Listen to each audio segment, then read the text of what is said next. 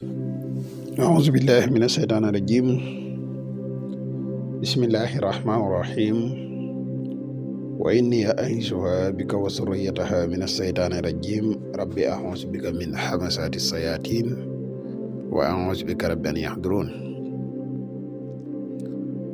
ربي اشرح لي صدري ويسر لي أمري واحلل عقدة من لساني يفقهوا قولي واجعل كلامي راشدا ومرشدا وفكرتي نوير وقلبي أرشدا mbokk yi ni bàyyi xel fu mën a nekk ci àdduna bi moo xam ñu nekk ci réew mi wala ñu nekk bitim réew ñu ngi leen di waxate asalaamaaleykum wa rahmatullah mbokk yi dikkaan nañ ak yéen ci jotaay yu am solo yi ne ànd ak yéen tey ñu fas yéene ànd ak yéen ci benn jotaay bu am solo fas yéene leen indil benn secret boo xam ne secret Kawsara la ndaxte nakal Kawsara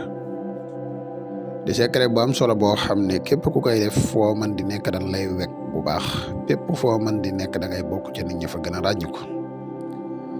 mbokk yi secret bi secret la boo xam ne boo koy def nit ñi dañ lay bëgg lool di secret bu am solo boo xam ne ñu baree bari dañ ñu koy faral di laaj moo tax tey ñu fas yéene kaa partage ak yéen bala ñuy gën a sori ci secret bi ñu wax la yow mi gan ci pass bi boo amu gun nga abonné yow mi nga xam ne da nga bëgg def lu seet wala nga bëgg a def lu listixaar dañuy def seet à distance dañuy def tamit listixaar à distance moo xam nga nekk ci réew mi wala nga nekk bitim réew te bëgg ku la defal benn ci ñaar yi mën nga ñu contacter ci numéro yi muy 77 684 28 28 wala 77 668 28 28 wala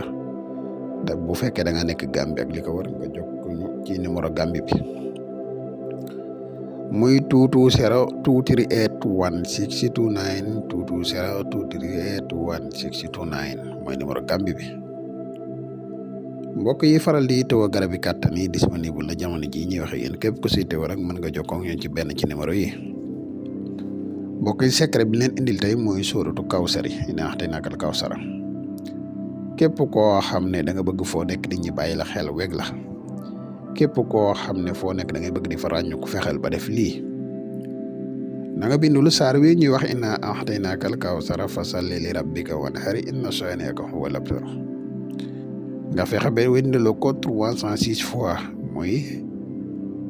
adado qahaar turu yàlla bi ñuy wax qahaar boo ko bindloo loolu ba pare da nga koy def saafara sii nga koy def nag gura nga ci def nga fexe ba saafara si boo koy jëfandikoo da nga koy xaw a tàngal da nga koy tàngal ba mu nugg rek nga naan ci sangu ci heure boo koy jëfandikoo rek noonu nga koy jëfandikoo boo noppee ngay werdu inna a'taynaakal kawsara